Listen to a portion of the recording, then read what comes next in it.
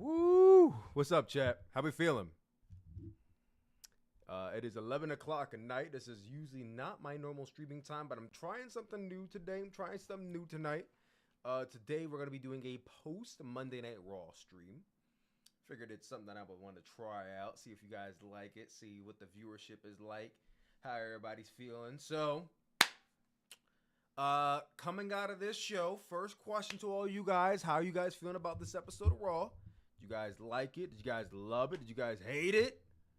How we feeling? Largely, I like this episode of Raw. You know what I mean? Like, this 3 hours smoothly just rolled by, man. And I really can't say that for previous Raws. Hold on, let me make an adjustment to my webcam because my lips and the noise coming out of my mouth is not syncing. Hold on. How about now? Okay, this is much better.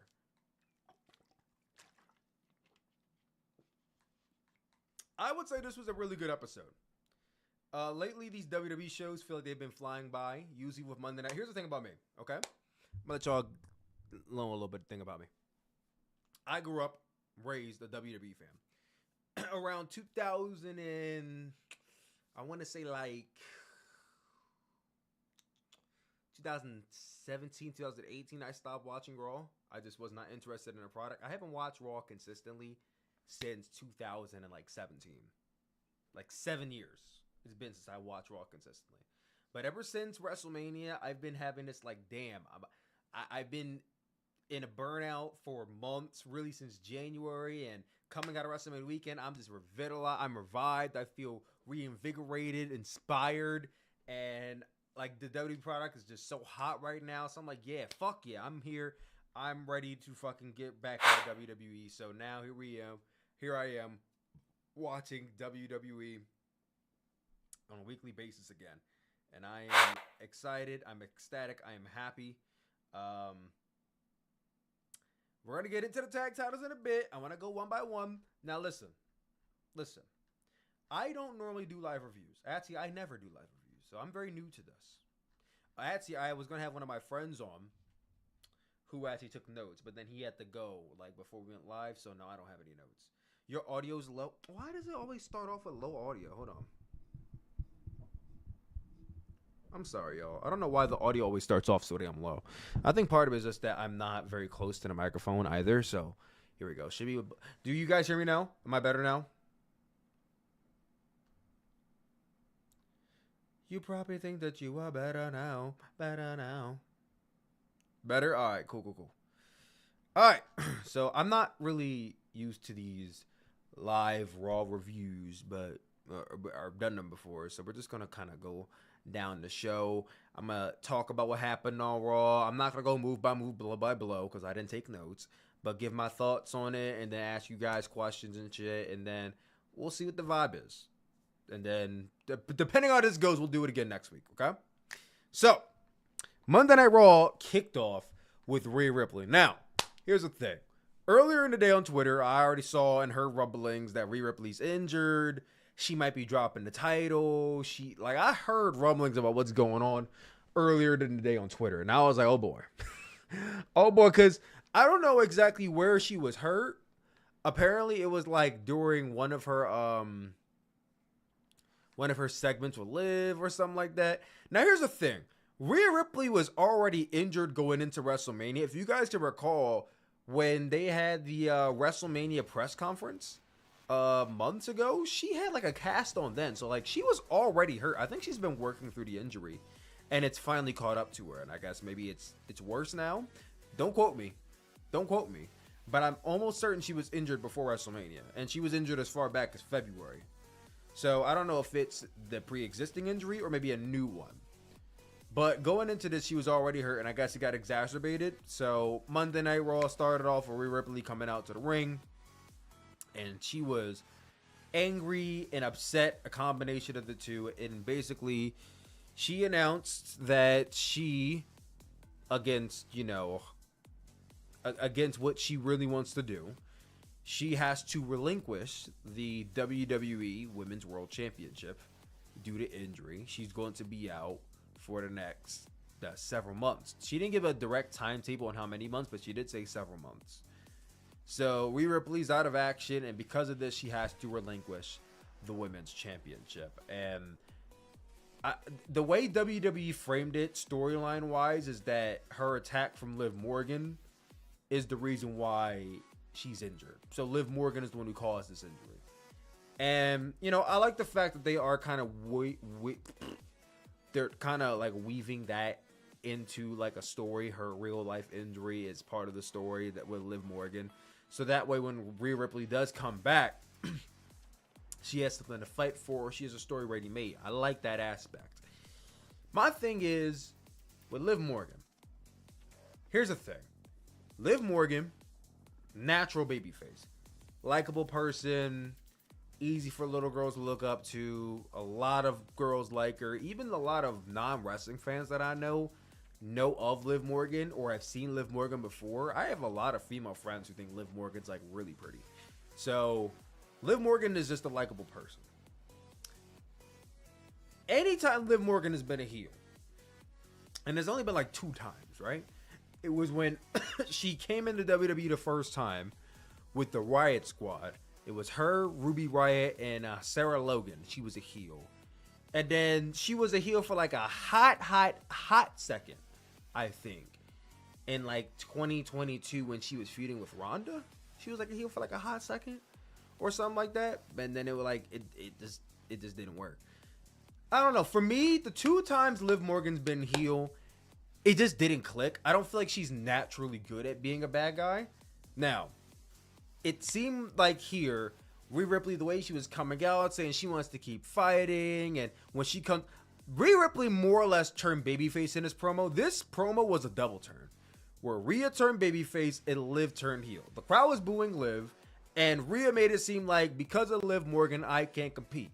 And even though you're a heel, if someone attacks you and puts you out, you get sympathy from the crowd. So I don't think this was unintentional. I'm pretty sure they intentionally did this, but it seemed like a double turn happened tonight where Rhea went babyface and Liv went heel. And like I said, maybe Liv Morgan has kind of found a bit of an edge to her. Maybe she's gotten better. But the last 2 times I've seen her as a heel, she just, I don't know, she seemed out of place. She didn't seem like she knew how to actually be a heel. What's a womp womp? It's basically someone saying too bad. So sad. More or less. I don't know why he's saying womp womp to me. So far, heel Liv is, I mean, she hasn't really said too much of anything. Like even her promo, like later on in the show when she was talking to Kathy Kelly, it just, I don't know, it didn't really seem heelish to me. It just seemed like she's on a revenge tour. That's what she's calling it. She's calling it the revenge tour, where she's going after Rhea Ripley. And she said that the revenge tour is going to continue, which is odd because Rhea's already out. So I think your revenge tour is pretty much done and over with at this point. But we'll talk about the women's championship, the status of that a little bit later on. But that happened. There was a breakup afterwards when security came out with Liv Morgan and they tried to separate the two. So like I said, when Rhea comes back, there's a ready-made feud for her. I can honestly see now Liv winning the title at some point. Maybe not right away. Maybe not next week. But winning the title at some point and then Rhea gets it back from her. That I can see happening. What do you guys think about that? What are your guys' thoughts on the status of the women's championship? Obviously, Rhea Ripley being injured, out of her control. But like the status of the women's championship. What do you guys think about this? Written in my face is that is the name of Sheamus' old theme? Yes, it's called Written in My Face. I say Lobsterhead because that's what I thought it sounded like when I was younger. So I just say Lobsterhead. But no, it's Written in My Face.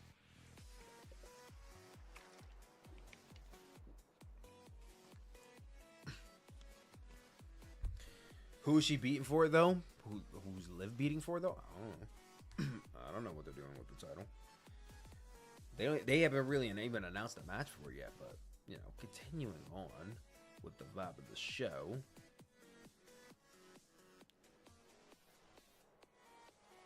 So after that, then we had our singles match. We had the return of Sheamus.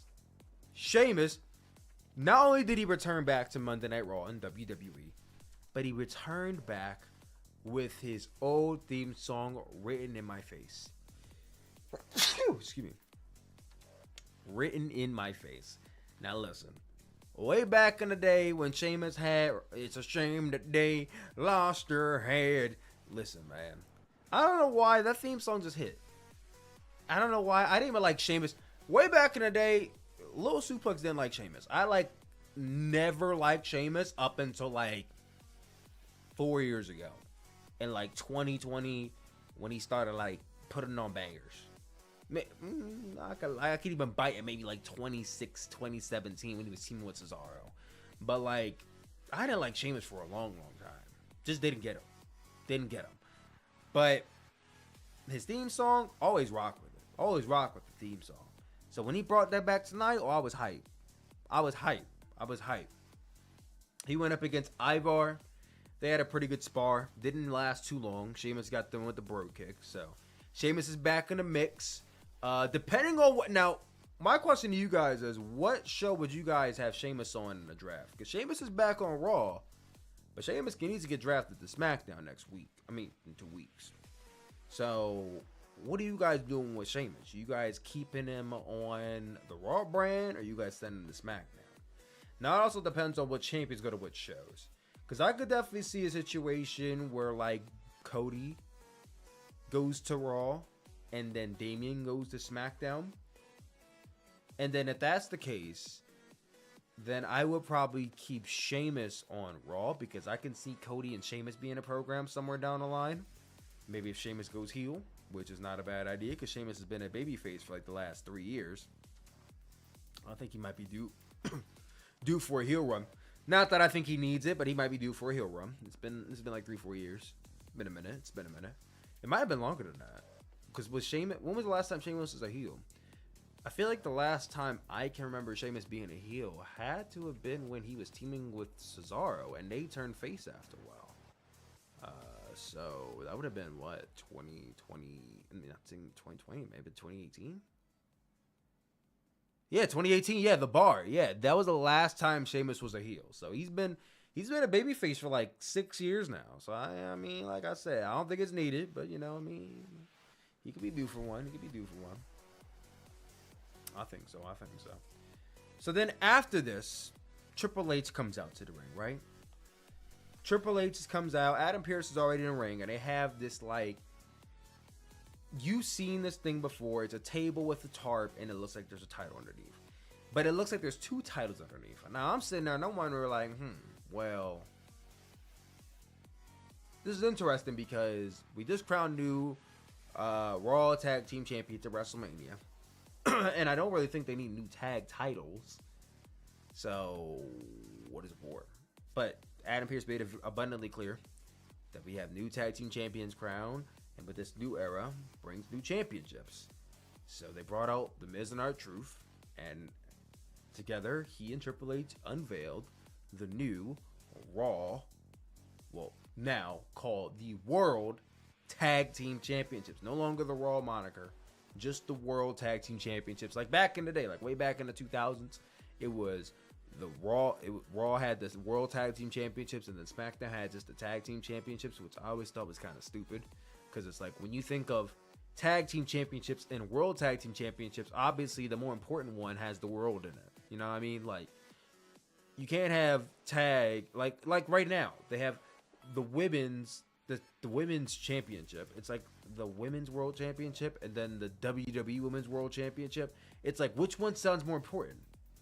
The women's world championship or the WWE women's world championship? Obviously the WWE women's world champion. Like, I don't get why they don't change up the names of the titles like slightly, like a little bit. Like, they just take one word away or they detract a word, and then I think that's fine. It's like, I don't know, that doesn't feel like there's much uniqueness to these names when they literally are just one word off of being the same thing, if that makes sense to me.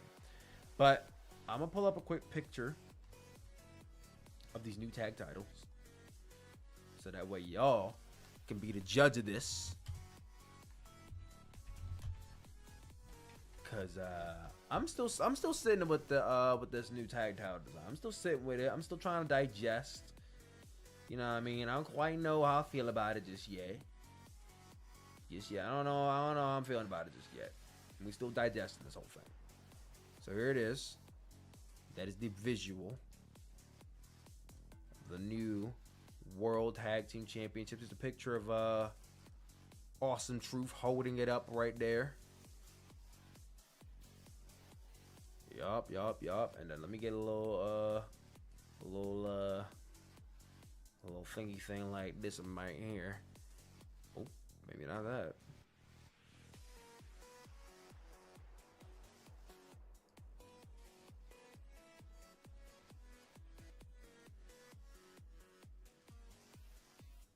Trying to get a good little picture up here of this title from the side view.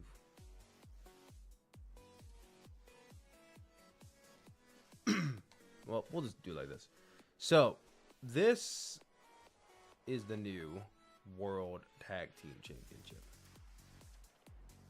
I don't know, man. I don't know. Don't get me wrong. A+ for them, you know, changing up the title design. The old I used to call it the penny because it looked like a goddamn penny for a long time until they made the Raw and SmackDown Tag Team Championships. And then it was just the red and blue strap with the little silver. It became the Dime Championships. Now they have like this new etching with it. It's like a golden eagle. It basically resembles the World Heavyweight Championship, but with World Tag Team Champions on it in red. That's more or less what it looks like to me. Like, just looking at this championship, right? It looks like the World Heavyweight Championship with the red logo instead of the black. Well, the red World logo in the background instead of the black. And then World Tag Team Champions written in there in red. I like the fact that they changed up the title design. Am I a fan of the title design? Personally, no. But I do like the fact that they changed it. I don't hate it. Put it this way. I don't hate the title design, right? I don't hate it. I just felt like there could have been more effort put into it looking different. Like, I don't think it really had to go for the entire vibe of the World Heavyweight Champ. Because we essentially have 3 World Heavyweight Championships now. We have the actual World Heavyweight Championship that Damian has. You have the World Heavyweight Championship that Rhea once had, just with the white strap. And now you have another World Heavyweight Championship with the red lettering and background. Like, I wish they would just try different designs. Everything doesn't have to look the exact same. I get branding. I get the branding behind it. I get that. But I just wish they would change it up and make them look different a little bit. I'm not saying they don't look better than the penny titles. They just, I don't know, it's not very creative. Back from Raw, lost my voice, but it was worth it. Loved every moment of it. I'm happy that you enjoyed Raw. Look at me, I'm losing my voice too.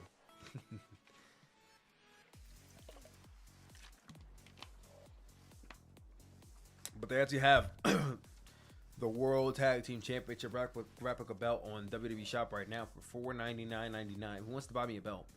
I don't own any belts, guys. You guys can feel free to buy and send me belts at any point in time, and I will not complain, I promise. So after the tag titles were revealed, then we had a triple threat tag match to determine who will face the Miz and R-Truth. I'm guessing at Backlash. This was between DIY, Johnny Gargano, and Tommaso Ciampa versus Brutus and Julius Creed of the Creed Brothers versus the New Day, Kofi Kingston, and Xavier Woods. Now, during this match, I got some Uber Eats. And I was kind of fucking my food up, low-key. My food was good. And it was so good that I was kind of not paying attention to the match because my head was down here. Like, my head was down there. TV's up here. My head's down here. I'm focusing on my food. So I ain't gonna hold you. I didn't really see most of this match. But what I did see at the end, there was a really dope sequence with everybody where they're hitting like finishers and trying for pins and shit. And then I think Julius hit somebody with a German one for the pin, and then DIY came out of nowhere, hit the little super kick and knee combo, and they got the win. And DIY is going to be facing Awesome Truth for the World Tag Team Championships. And, you know, DIY, that's my team right there.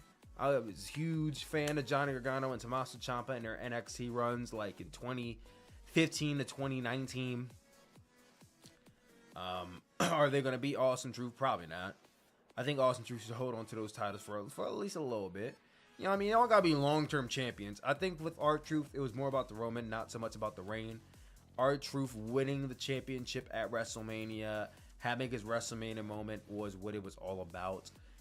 His reign essentially kind of just is secondary to everything else. So does R-Truth need to be champion for like 1 year, 8 months? Not really.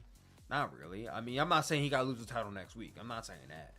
But, you know, Backlash, if you want to drop title Backlash, I wouldn't do it. But SummerSlam, like in August, all right, cool. That's fine. That's fine. You've been champion long enough. I'm not begging. I'm not asking for them to take the titles off Austin Truth. Don't get it twisted. I'm just saying they don't need to be long-term champions. They don't, because it was about the moment, not more so about the reign. Put it that way. That's what I mean by that. After that, there was a promo with Drew McIntyre backstage where, what's her name? Was it Kathy Kelly? Jackie Redmond. Jackie Redmond tried to get thoughts from Drew McIntyre. He was laughing at first, but then he pushed down the TV and he stormed off in anger. So Drew McIntyre, very upset that he is not going to be getting a rematch, which I think is kind of dumb considering that he was champion. He should be getting a rematch. I understand he was in a Fatal 4 number 1 contenders match and he lost, but he still should be getting a rematch for his title. Following that, we had Ivy Nile and Maxine Dupree. Is that how Samantha Urban says it? Maxine Dupree. She says, Maxine Dupree. Or Maxine Dupree. So she says something along those lines. Versus Candice LeRae and Indy Hartwell. Rematch clause ain't a thing anymore. All right, well, I'm not mad at that. Because when I was younger, I didn't like the rematch clause thing. I'm not mad at that. I'm just kind of used to it, if that makes sense. So, anyway, Ivy Nile, Maxine Dupree, Candice, and Indy. Fairly good match. Just a nice, decent TV match. Candice LeRae has this, like, odd story where she's just bullying everybody now. First, she was bullying Maxine Dupree, and now she's bullying Indy Hartwell, or at least just being, I guess, a harsh coach or a harsh friend. But I'm just going to say bullying because that's what it is. You know what I mean? I just started recently following this story. I wonder if it's going to culminate with them turning on Candice, or if it's going to lead to Candice getting a title shot soon.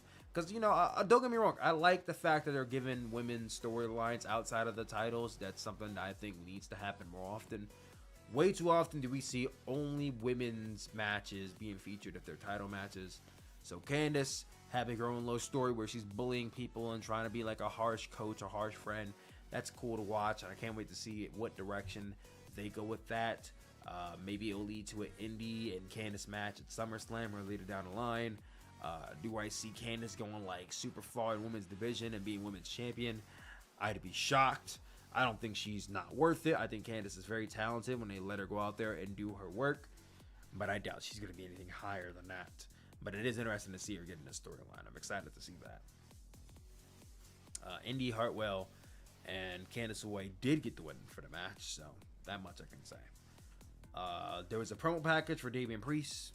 He's the first Puerto Rican champion in ages, I believe. So good on Damian Priest. After that, there's a backstage segment with Damian and JD and Dom, and Damian was basically telling everybody to get their head on straight. Damian basically has become like the de facto leader of Judgment Day since now Rhea is injured, which, you know, I mean, you're the world champion, so you should be the leader after all, which makes sense to me. There was a backstage segment with Chad Gable. He was training for his match against Sami Zayn later tonight. I was getting hyped thinking Chad's going to win this, but I'll talk about that a little bit later on. We had a match with Andrade versus Dirty Dominic Mysterio.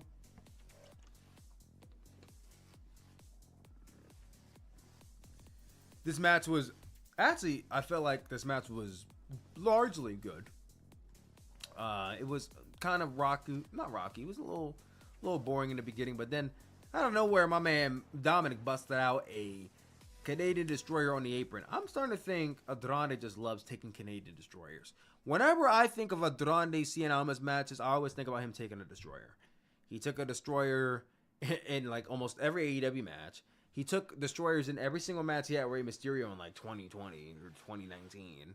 Like he just he just loves taking that move, and you know it's dope and all, but I think it's cool. I don't think I got the win. They didn't really give the match much. Yeah, no, I felt like it was heading somewhere, and then it just kind of got shortchanged, and Andrade won the match, and then Ricochet came out, and yeah. So then we had a tag team match with Piper Niven and Chelsea Green versus Kaden Carter and Katana Chance. I took a shower. I took a shower during the match. That after the match, though, is when we got the promo with Liv Morgan. Let me play a little bit of this audio real quick. Conclusion of your revenge tour. You know, guys, I can even lie. I'm a little bit confused by that reaction. I feel like I'm walking around back here and everyone is mad at me for what? I'm not a bad guy here. Where was the sympathy for me when Rhea literally tore my shoulder out of my socket and put me on the shelf for 8 months? Mm-hmm.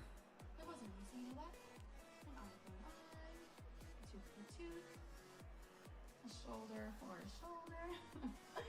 This is karma, and it's very painless. And Rhea got exactly what she deserved. You wanna know what the best part is? This isn't the end of the Liv Morgan revenge tour. No. This is just the beginning, because the end is Liv Morgan as your women's world. Listen, I'm still trying to sit with Liv Morgan being a heel. Like, I don't know, she's just, her face, her giddy personality, the smiling, like she just, I don't know, she doesn't fit the role of a heel, and every time she's been a heel, it just didn't work.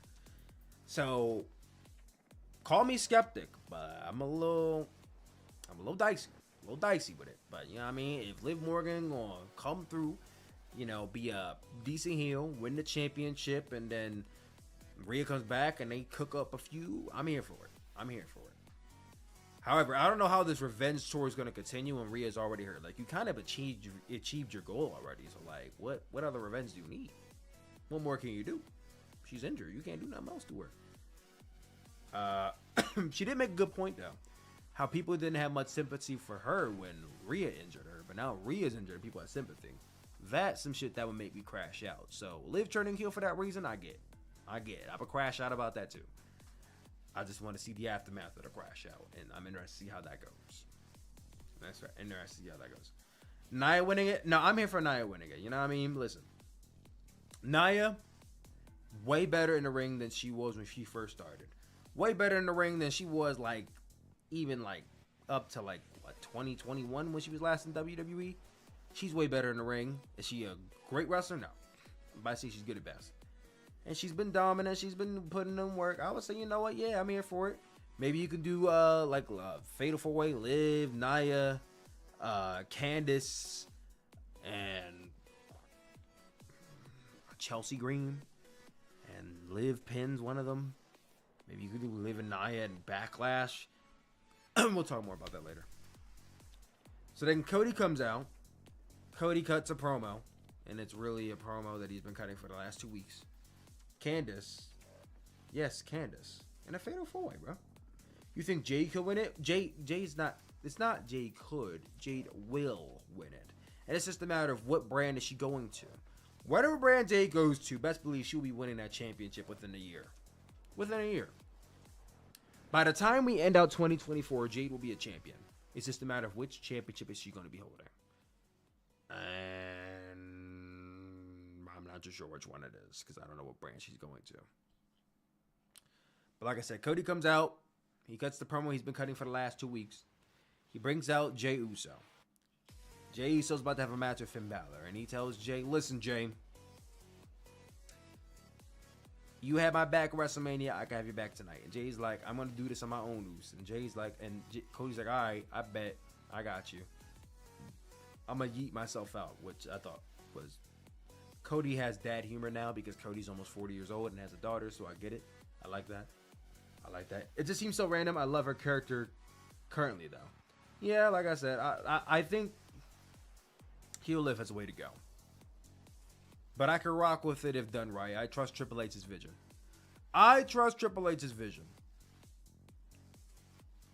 So Kathy Kelly was then interviewing Nia Jax. When Nia Jax came on the screen, I said Nia Jax will likely be the one winning women's championship. And then maybe Liv will beat her for it. And then Rhea will beat Liv for it. The way this all went down, where Liv is the reason why Rhea had to relinquish it, I feel like it's only fitting that Liv wins it at some point and Rhea wins it back from her. Any other way just doesn't really seem too right. Like, you can't have Rhea come back, win it, and then challenge Liv. Like, either Liv has to already be champion, or when Rhea comes back to challenge, Liv costs her the title again, and then that sets up their story. I would rather Liv be the champion and Rhea take it from her. Which shouldn't be that much of a challenge, because I don't feel like Rhea should be struggling against Liv Morgan. If that makes sense. I don't think she should be struggling against her. Then we got into Jey Uso versus Finn Balor. And this was... Why did you jinx Chad Gable? Listen, bro. Listen. I was trying to manifest for Chad Gable. I didn't mean to jinx it. I was just trying to manifest the bro win. Because he always fucking loses in these matches. We'll talk about it a little bit later. But Finn Balor and Jey Uso, that was I. It was I. It had a match, and, Jey won. But did he win by DQ? I think it was won by... no, he won the match. He had the Uso splash, got the win. Then after the match, Damon Priest came out. And then Jey Uso was attacked from behind by Dominic and JD McDonough and Finn Balor. And they're all beating him down. And then Jey Uso gets away. He gets out of it. And it exits through the crowd. And WWE's just been cooking recently with production. Where they had Jey Uso take out Judgment Day and leave through the crowd all the way outside the arena. I mean, like, this guy is walking up the steps, walking through the, like, just continuous shots, not stopping. And there's, like, no security in the hallway. Fans are just running up, touching Jey Uso. There's a couple fans trying to follow him. This was so funny. There was one guy who, like, was following behind Jey Uso for, like, a solid 10 seconds. And he gets in front of Jey Uso. Like, he gets in front, like, while he's walking, gets in front of him. And I'm like, I know this dude has no spatial awareness or just has no respect for the fact that they're filming a show.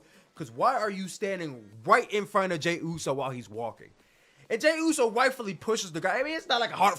He didn't shove the shit out of him. But he pushes him out the way. Like, bro, what the fuck? Move. Like, why are you standing right in front of me while I'm walking? So, I thought that was funny. He walked, continuous shot the whole time, which I thought was cool. They need to do more of this, because when they do continuous shots like this, shit like that happens. We have moments where Jey Uso literally yeets fans out of the frame. So that way the shot can continue. Please do more of this. And as he's walking outside, he sees Sami Zayn. Sami Zayn is just stuck out there like... It was such a weird shot. And it's funny because because this was a continuous shot, that Sami Zayn probably was standing there looking like... for like at least like a minute. Like a solid minute. Sami Zayn, maybe even longer than a minute. Sami Zayn was standing out there looking up at the stars with his mouth wide open. like fucking the people from Midsommar. Not Midsommar, Hereditary. Just fucking looking at the sky. And Jay's like, what are you looking at? And he's like, yeah, I'm just looking at the building because, what? I don't know. I thought that shit was just so funny. But even when Sami Zayn walked through the building the same way, the shot continued all the way through. The guy was not there. I think he got upset because he got shoved by Jey Uso, but he had it coming. But Sami walks his way through, and the camera, like, it's at least like 3 solid minutes. You gotta watch it. It was just cinema.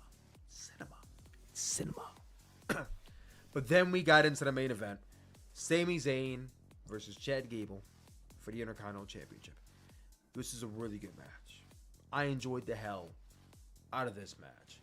Especially what's cooking towards the end. Where they're trading pinfalls. And Chad Gable's trying to lock in the ankle lock.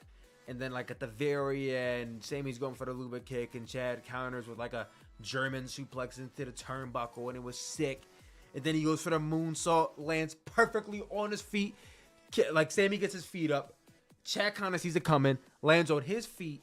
And then clutches Sami in for the ankle lock. And he's like, oh, he's struggling. He's trying not to tap, and Sami counters him for a roll up, and he gets out of it, and Sami gets him in a corner, and he hits the fucking hula kick, and I'm like, no, are you kidding me? Sami gets the 1, gets a 2, gets a 3, and Sami Zayn retains. Now, Sami Zayn was in Montreal, Quebec, so should I have been shocked that Sami Zayn retained at his hotel? Not too much. But god damn it, it was the one opportunity you could have had to give Chad Gable his moment, because you didn't give it to him at WrestleMania. But they gave it to Sami Zayn again. I don't even dislike Sami Zayn. I just like Chad Gable more. I do. Chad Gable was visually upset. Looked like he was on the verge of tears by the time he got to the end of this promo. But he raised Sami Zayn's hand for the valiant victory. And as Sami Zayn goes outside the ring to hug his mama and his papa and hug his wife and kids, Chad Gable comes from behind him and German suplexes him on the outside. Chad Gable turning heel at the end of this segment. I am here for it. I kind of wish the heel turn would have happened a little bit differently. If it were up to me, if I were fantasy booking this, I would have had at WrestleMania 40 when Sami Zayn is going for the haluva kick on Gunther. He hits the first one, he goes for the second one. Then a guy in a hoodie comes up, fucking clocks this guy in the head. I don't know, maybe the referee's back is turned, I don't know. Clocks this guy in the head, knocks Sami Zayn out. Gunther gets up, hits the powerbomb, gets the pin. Then afterwards, the guy gets in the ring and reveals that it's Chad Gable. And Chad Gable says, "So you see, Sami, I told you you can't beat Gunther. And I was right. You can't beat Gunther because I have to beat Gunther." And I think that's how the heel turn should have went down. That's how I would have done the heel turn. But tonight, second best way to do the heel turn. Out of frustration. And I'm interested to see where they go with this. Now, I think the story would have been a little bit more better suited if Chad would have just won the title as a babyface. Because I feel like there was a lot of passion and a lot of fanfare behind Chad Gable to win the title as a babyface, where now fans are going to have to boo Chad Gable because he's desperate and because he doesn't like the fact that Sami's that, like, there's more reason to boo Chad now than there was before.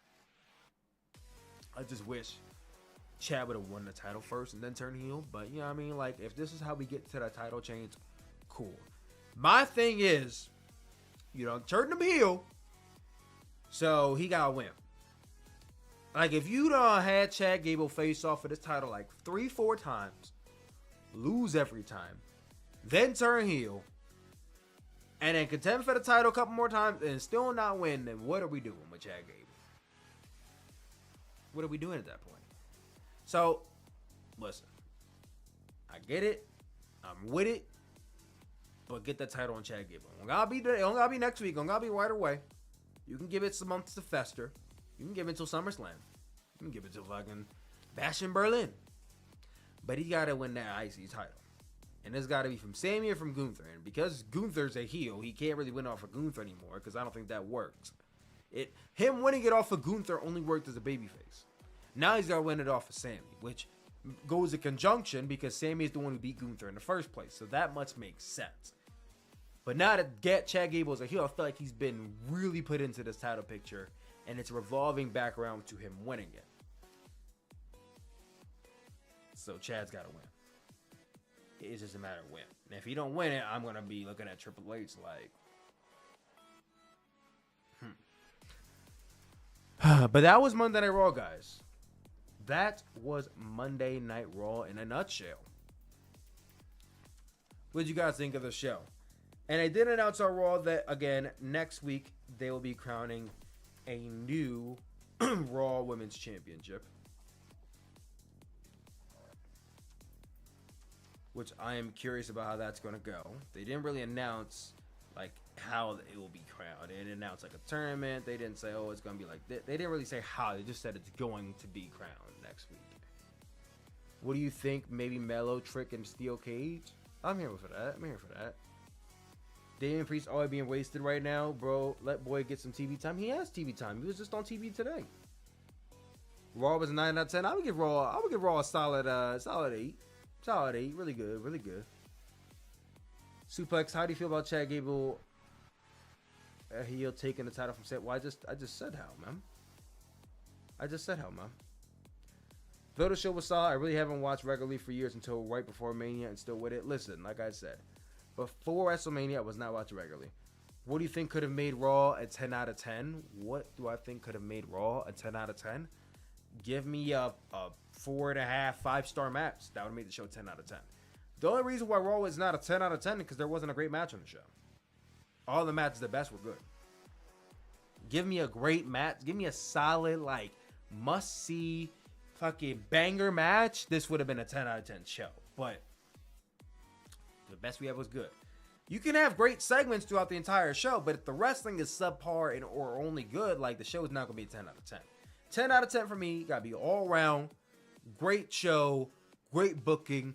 Great segments. Great promos. That's a 10 out of 10 show. If you just got great segments, but like, okay, good matches, then that's not a 10 out of 10. That's an 8 out of 10 at best.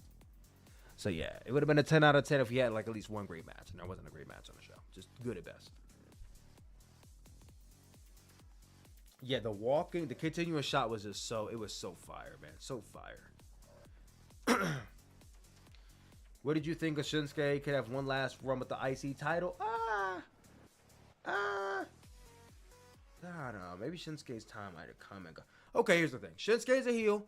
That could work.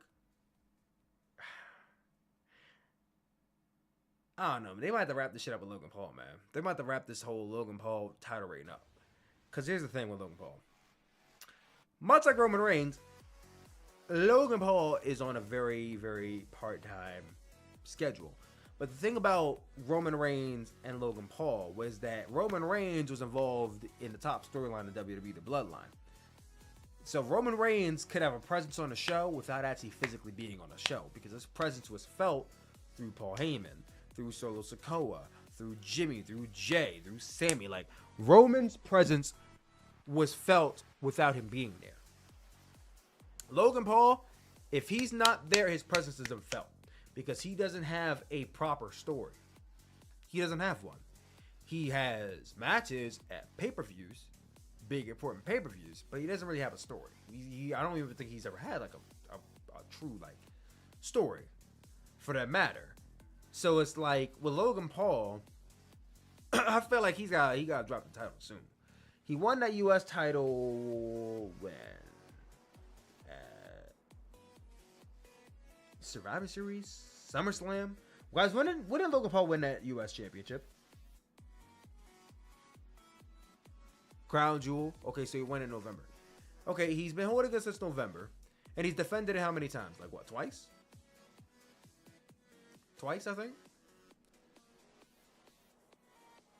I know he defended it against Kevin Owens at 3. He defended it against Kevin Owens at Royal Rumble, and then he defended it at WrestleMania, so that's twice. No, you don't count when he won it. That's not a defense. Yeah, he's only defended it twice. I don't know. He just feels like he doesn't feel like a real champion because he's just not there. Like, the presence thing worked with Roman Reigns because, like I said, he's involved in a top storyline where he can show up and it works. And when he's not there, Paul Heyman's like, call Roman Reigns, or they're referencing the Tribal Chief. Roman feels like he's there when he's not. Logan Paul, if he's not there, he's not present, there's no Logan Paul. And the thing is, that was fine because we were in this new era. But now we're in a new era. We're going to keep hearing now all the damn time. This new era, new era, new era. But now we have new champions. And the one guy who retained the title at WrestleMania still is barely on TV. So, much as I like Logan Paul, I think he might have to drop that title soon. Now, I definitely think he should drop the title soon anyway, because I personally want to see Logan Paul versus Cody Rhodes at SummerSlam. I personally would like to see Logan Paul versus Cody Rhodes at SummerSlam for the World Championship. I don't want to see Logan Paul win it. I'm going to go that far. I think we already had a 4-year-long reign with a part-time champion. I don't think we need another one. But I think that match only happens if Logan Paul is not the U.S. champion anymore. Is Logan Paul going to defend it in France? I doubt it. He'll probably be there. But he won't defend it. Logan Paul is probably not defending the title until Money in the Bank, which is in July. And that's if he's not even in the Money in the Bank ladder match. Because if he's in the Money in the Bank ladder match, he's probably not defending the title. So the Logan and Randy feud still going. I wouldn't have him drop it to Randy, though. Randy doesn't need it. GMO could have been a real sweet spot for Logan versus Cody Hunt. Yeah, I agree. GMO. I know you guys are talking to ask about GMO. Season 2. We are doing Season 2. I am getting my schedule together for it. I want to try and shoot for next week. Want to try and shoot for next week for Season 2 of GM Mode. I'm just trying to get some things together and find some ways for us to make it go faster. Because if you guys recall, Season 1, as fun as it was, we had some long-ass streams. We had some 3, 4, and even 5-hour streams. And I would rather not do 5-hour streams twice a week. I would rather not do that. I love you guys, but I don't want to do 5-hour streams. Not unless it's like a pay-per-view. I don't want to do 5-hour streams. So, we're going to do it, but I want to find a more efficient way to do it so our streams are not taking so long. Because the reason why I was taking so long is I was waiting for people to comment, I was waiting for people to vote. Like, that took a long time to do. So, once I find that efficient way down and I have the schedule ready, we are back with Season 2. Okay? Okay. Again, also, more 2K content. I confirmed it on my community page. More WWE 2K content is coming because my old Universe Mode series, map-based combat, is officially coming back this summer with a tournament, the new World of Sports Cup. It's a 16-person tournament. For those who don't know, map-based combat is a straight-up call-only series. These are all creator wrestlers from my brainchild. Me and my friends worked on this series for some years. We create wrestlers, we create stories with them. I like to think of map-based combat as wrestling meets anime. Like, there was one big story with map-based. It was much like I was doing the Bloodline before the Bloodline, okay?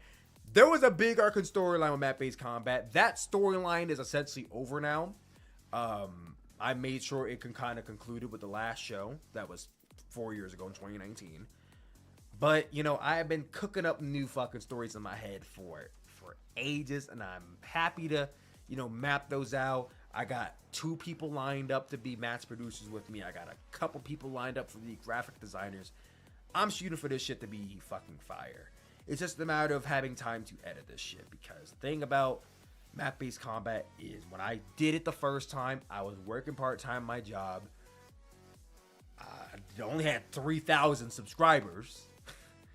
And I just marketed it to nobody. Like I did it for myself, but now I gotta appease the people who actually have interest in it. Like you guys in the chat are talking about fucking watching map-based combat. You guys know when map-based combat first happened, there was no fucking audience for this shit. Nobody fucking know what map-based combat was because nobody knew who was Tyler Cool Williams was when this shit happened. But now, there's people who might want to watch this shit, and it's like, okay, I gotta make sure these people are well fed. I gotta make sure this shit looks good. You should have fan calls in your universe mode. Okay, here's the thing. So my universe mode has already has lore established.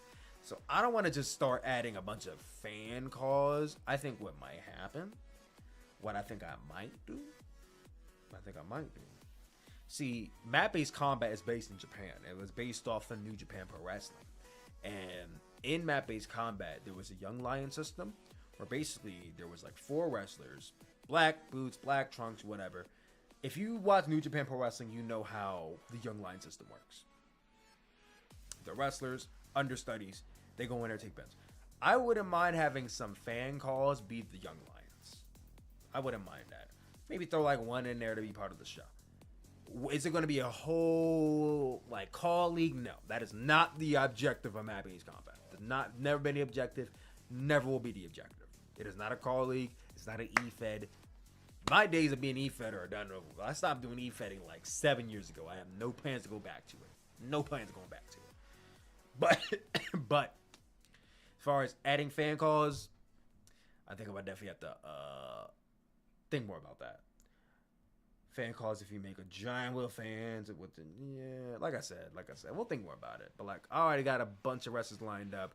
I'm about to start working on some real cool bios. That way you guys can get, acquainted with these wrestlers, get ready for them to be fucking debuting and shit. I'm about to have a bunch of fucking cool videos. We about to start cooking, bro, because summer is when the shit's starting.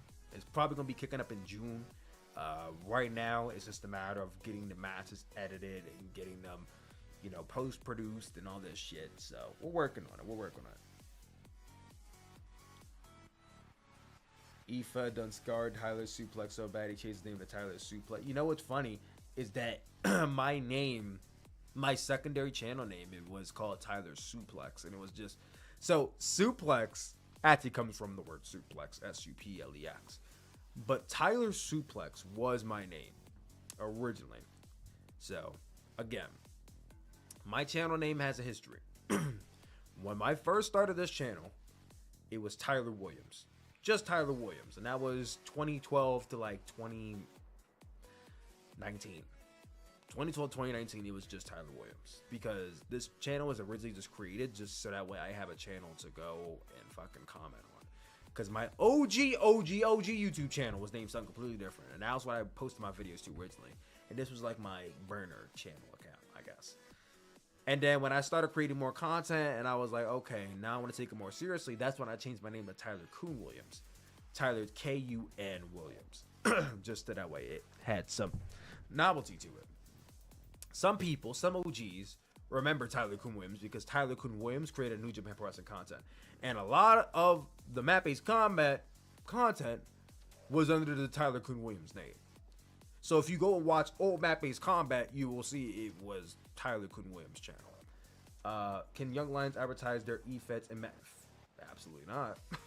Absolutely not. Because again, map-based combat is its own separate universe. But then when the YouTube channel got deleted by TV Asahi in 2020, that is when I created a second YouTube channel called Tyler Mask, like Tyler M-A-S-K, Tyler Mask. And then I changed that name to Tyler Sooplex, Tyler S-U-P-L-E-X. And then when I created my TikTok in 2021, that's when I said, I already call myself Tyler Sooplex on my secondary channel. Why not respell Sooplex to make it my own name? And that's when I birthed S-O-O-P-L-E-X as Sooplex. And that's where Sooplex was born. And it's been a thing since February 21st, 2021. I've been Sooplex for only 3 years.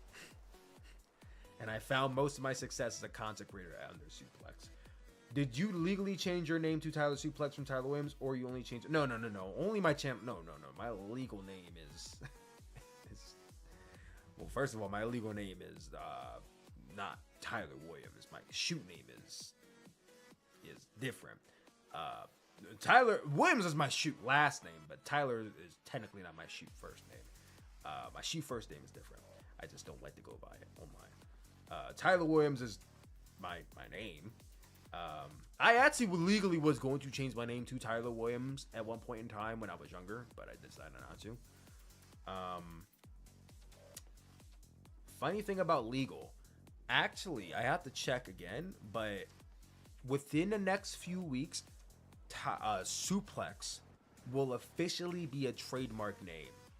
Like, legally trademarked by me. I will officially own that name, Sooplex. I could take it anywhere I want. I could use it anywhere I want. And it's owned by me. It's a trademark name for my channel, for wrestling purposes. Like, I will officially own that name for the next 10 years. Once I get the certificate in the mail, which should be coming in the next few weeks. Do you ever think you can be Tyler Williams again? I mean, I am Tyler Williams. I already am Tyler Williams. I just go by Sooplex. Like, I go by Tyler Sooplex. But, like, Tyler Williams is technically the name. My name is Tyler Williams, but I just go by Sooplex. Sooplex isn't the last name. Sooplex is just the brand name. The brand name is Sooplex. I am Sooplex. But real name is Tyler Williams. What is your rating overall, by the way? 8 out of 10. 8 out of 10 show. Really good show. Very enjoyable. I wish there was some better wrestling on there, but overall, I enjoyed it. I'll be back next week to watch it. But that being said, guys, that was my review of Raw. We're going to end this stream here because it's 12:10 in the morning. This is my first time doing a live Raw review. Let me know what you guys think down below. If there's any changes, any way you guys want to see me do this in the future, please let me know. It was a first run, so obviously we got to test the waters and see what happens. I had a friend on here. He had to leave. That probably would have made things a little bit more interesting if I had a second person on here, because I didn't have notes. He did. But otherwise, guys, I'm tapping out. I'm going to sleep. And tomorrow, I will be going to watch 2 movies, Civil War and Monkey Man. So I might be doing reviews of those tomorrow as well. Wednesday, AEW Dynamite. Cesaro. Claudio Castagnoli versus Will Ospreay is going to cook. I'm excited. 2 of my favorite wrestlers going up against each other. I'm very excited for that. You should do more of these often. I plan on doing a SmackDown live reaction, but I might do a SmackDown review instead. We might do a SmackDown review instead. We might. We'll see what happens. You do these for SmackDown? I was planning to do live reactions to SmackDown, but I'll do a poll on the community page tomorrow to see if you guys want to do a live reaction or a live review. So we'll see what happens. Anyway, Dynamite Wednesday. I'm gonna watch it. If you guys want me to do a review of it, I can shoot for that. I don't really watch Dynamite like that anymore. A lot of you have been asking me about Dynasty this weekend. Yes, I'm going to watch Dynasty. You guys, if you guys have been in the chat, you guys know I haven't really been fucking with pay-per-views like that. But I do plan to watch Dynasty because Will Ospreay versus Bryan Danielson is a dream match of mine, and I gotta watch the dream match. Also, Okada versus Pac, that's gonna cook. Swerve versus Samoa Joe, that's gonna cook. Tony Storm and almost said Ruby Rose. I almost said Ruby Rose, bro. Holy shit. Thunder Rosa. I almost said Ruby Rose. Tony Storm versus Ruby Rose would probably be a horrible match, but the amount of ass in that match would be absolute bananas. But Tony Storm versus Thunder Rose is gonna go crazy. The match overall looks strong. It's just the stories going into it just don't do shit for me. But anyway, guys, we're out of here. I'm bouncing out of you. All right. You guys have a good night. It's been lovely talking to you all. Your boy will see you all later. Have a good night. Love you. See ya. Bye.